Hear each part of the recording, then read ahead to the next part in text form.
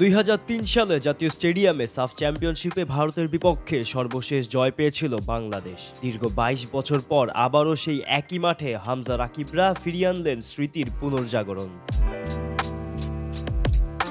Asian cup বাছাই পর্বে শেখ মোরসালিনের একমাত্র গোলে ভারতকে 1-0 ব্যবধানে হারিয়ে জয়খরা কাটালো লাল সবুজরা।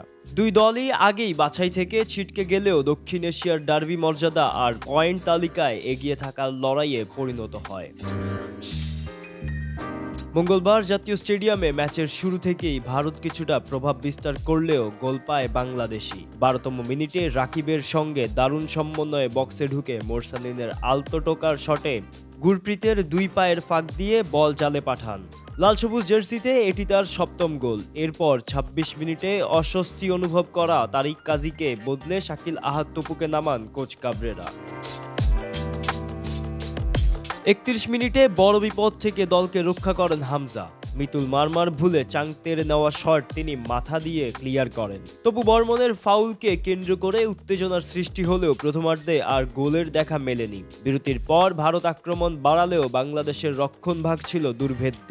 রাহুল ভেকে ও মহেশ সিংহের দুটি চেষ্টা অল্পের জন্য লক্ষ্যভ্রষ্ট হয়। শেষ দিকে শাহরিয়ার ইমন, ফাহিম ও তপু ভালো কিছু সুযোগ তৈরি করলেও ব্যবধান বাড়েনি। শেষ মুহূর্তে ভারতীয় চাপে রক্ষণ জমাট রেখে জয় ধরে রাখে বাংলাদেশ।